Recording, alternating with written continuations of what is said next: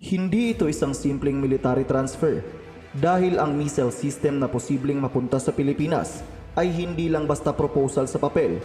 Ito mismo ang missile system na ginamit kamakailan sa Balikatan 41-2026 kung saan ipinakita ng Japan ang tunay nitong kakayahan sa isang live sinking exercise. At matapos nitong patamaan ang target ship, marami ngayon ang nagtatanong, ito na nga ba ang susunod na malaking dagdag lakas ng Pilipinas sa gitna ng lumalaking tensyon sa rehiyon? Ngunit bago ang lahat, ay kung bago ka pa lang sa ating channel, ay mag-subscribe ka na at i-click mo na rin ang notification bell para lagi kang updated sa mga kaganapan at modernong kagamitan na ating pag-uusapan.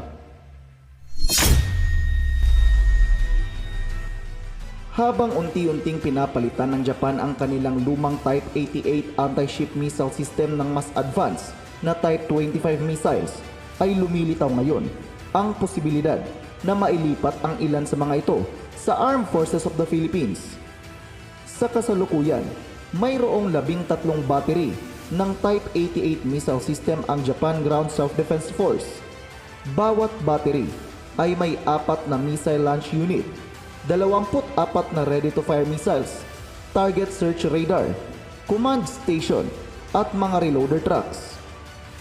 Ibig sabihin, hindi ito simpleng lumang kagamitan, isa itong kompletong anti-ship defense system na nakahandang gamitin. Ang Type 88 ay unang pumasok sa serbisyo noong 1988 bilang standard land-based anti-ship missile system ng Japan. Bagamat mas luma ito kumpara sa modernong systems ngayon, ay nananatili pa rin itong isang seryosong banta laban sa mga surface targets. Mayroon itong maximum range na hanggang 180 kilometers at kayang magpadala ng 225 kg warhead. Gumagamit ito ng inertial guidance at terminal active radar honing system upang masigurong tama ang pagtama nito sa target. At higit sa lahat, kaya nitong mag-navigate sa komplikadong terrain gaya ng kabundukan bago bumaba sa low altitude sea skimming attack profile. Sa madaling salita, kaya nitong umiwas sa detection at biglain ang target na barko. At hindi ito puro teorya lang. Sa pinakahuling Balikatan 41-2026, aktual na ginamit ng Japan Ground Self-Defense Force ang Type 88 sa isang sinking exercise. Target nito ang retired Philippine Navy corvette na BRP Quezon. Ipinakita rito na kahit dekada na ang edad ng missile system na ito, ay nananatili pa rin itong lethal at epektibo. Sa madaling sabi, subok na ito sa aktual na operasyon at nakita na mismo ng Pilipinas ang tunay nitong kakayahan. Pero bakit nga ba gustong ilipat ito ng Japan? Una, dahil papalitan na ito ng mas makabagong Type 25 missile systems. Ang bagong missile system na ito ay may range na umaabot hanggang 900 kilometro at may plano pang palawigin ito hanggang 1,500 kilometro. Mas stealthy ito, mas advanced at mas deadly.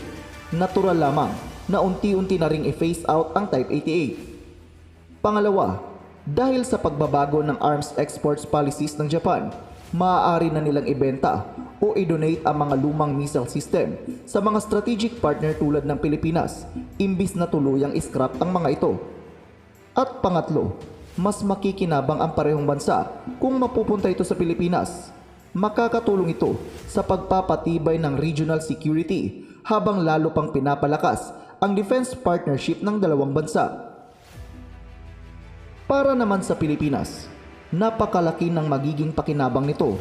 Sa kasalukuyan, mayroon lamang 3 BrahMos shore-based anti-ship missile batteries ang ating bansa. Ngunit sa ilalim ng ReHorizon 3 program, target ng AFP na magkaroon ng hindi bababa sa 9 na missile batteries. Kung madadagdagan ito ng Type 88 systems, mas mapapalawak ang depensa ng bansa. Halimbawa, maaaring i-deploy ang mga ito sa Northern Luzon Corridor upang bantayan ang Luzon Strait at Bashi Channel. Samantalang ang BrahMos ay maaaring ituon sa West Philippine Sea. Sa ganitong setup, mas magiging mahirap para sa kahit sinong kalaban na makapasok sa strategic waters ng Pilipinas. At kung ito ay ibibigay bilang grant o ibebenta sa mas mababang halaga, mas mapapabilis ang modernization ng AFP nang hindi ganoong mabigat sa budget. Sa ngayon, wala pang pinal na kumpirmasyon mula sa Japan at Pilipinas, pero kung matutuloy ito, isa ito sa pinakamahalagang defense transfer sa kasaysayan ng ugnayan ng dalawang bansa. Kung napatunayan na ng Type 88 ang kakayahan nito sa balikatan at kung handa na itong i-phase out ng Japan, makatuwiran nga bang mapupunta ito sa Pilipinas kaysa tuluyang scrap?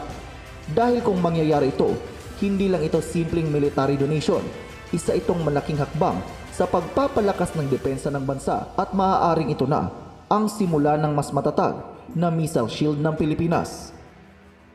At ang tanong ngayon, handa na ba ang Pilipinas para sa susunod na yugto ng modernisasyon ng ating depensa?